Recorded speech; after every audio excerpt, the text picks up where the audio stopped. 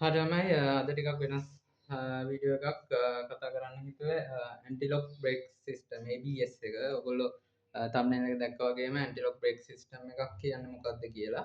ඉතින් දැන් අලුතෙන් එන සියලු වාහනවල මේ ABS බ්‍රේක් සිස්ටම් එකක් තියෙනවා. ඉතින් ඉස්සර තිබ්බේ තනිකර පැඩල් වලින් දෙන බ්‍රේක් එකක්. ඒ කියන්නේ බ්‍රේක් කොයිල් එකකට කම්ප්‍රෙෂන් කරලා ප්‍රෙෂර් කරලා ඒකෙන් තියෙන පිස්ටන් වලට රෝද වලට සම්බන්ධ වෙලා තියෙන බ්‍රේක් පෑඩ් වලට තල්ලු කරලා තමයි රෝදේ හිර වෙන්නේ. එතකොට ඒත් මේ සාමාන්‍ය තිබ්බ සිලින්ඩර් මේ ලික්විඩ් ප්‍රෙෂර් බ්‍රේක් සිස්ටම් එකේ මොකක්ද ප්‍රශ්නේ?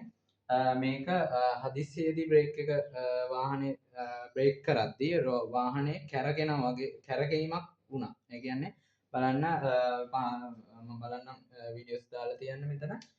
වාහනේ රෝද එකපාර හිර වෙනවා. හිරවීමත් එක්ක මේ වාහනේ එක පැත්තකට හෝ මේ පොළවේ රැඳෙන්නේ නැතුව ලිස්සන ස්වරූපයක් තමයි තිබ්බේ.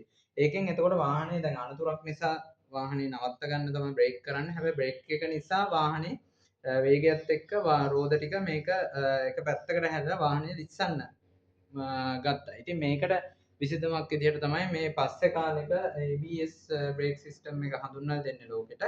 මේකේ තේරුම ඇන්ටි ලොක් බ්‍රේක් සිස්ටම් කියන එක. ඒකෙදි වෙන්නේ මේ ගොඩක් අලුත් වාහන ජපන් වාහන ඇතුළු ගොඩක් ඒවල මේ ABS සිස්ටම් එකට තියෙන බ්‍රේක් එක.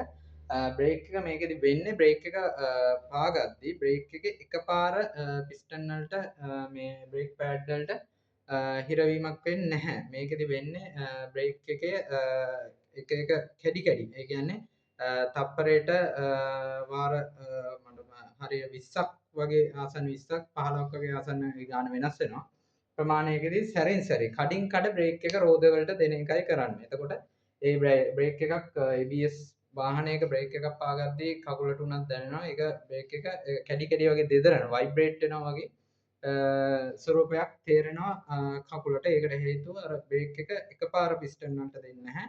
එයා ඒක සෙන්සර්ස් තියෙනවා. රෝද හතරට සෙන්සර්ස් හතරක් පාවිච්චි වෙනවා. ඒ සෙන්සර්ස් වලින් ඒ බ්‍රේක් එක වාහනේ යන වේගෙත් එක්ක කොච්චර ප්‍රමාණයකින් ඒ පිස්ටන් තද වෙන්න ඕනද කියන එක තීරණය කරනවා. ඉතින් ඒ ඔටෝමේටඩ් සිස්ටම් එකක්. ඒකෙන් බ්‍රේක් එක නැවති නැවති දෙන්නේ. ඒකත් එක්ක අර වාහනේ රෝද ටික ඒ කියන්නේ ස්ලිප් වෙන එක. ඒ කියන්නේ ඉස්සලා යන්න පුළුවන් chance එක මේකෙන් ගොඩක් දුරට අඩු කරලා තියෙනවා. ඉතින් මේක දැන් අනිවාර්ය සේෆ්ටි අයිටම් එකක් විදියට ඒ කියන්නේ එයා බෑග් එක එතකොට සීට් බෙල්ට් එක වගේ මේ ABS බ්‍රේක් සිස්ටම් එක අනිවාර්ය වෙලා තියෙනවා වාහන වලට. ඒක ඒ තරම් සේෆ්ටියට අත්‍යවශ්‍ය වෙන නිසා. ඉතින් නවත අලුත් වාහන සියල්ලගෙම මේ ABS සිස්ටම් එක අනුව තමයි බ්‍රේක් වෙන්නේ. එතකොට ඒකේ බ්‍රේක් පෑඩ් හතරටම රෝද හතරටම සාමාන්‍ය වාහනයක කාර් එකක ජීප් එකක වුණත් ඒ හතරට වෙනම සෙන්සර්ස් හතරක් තියෙනවා. ඒ සෙන්සර්ස් හතරෙන් වෙන වෙනම රෝද වල යන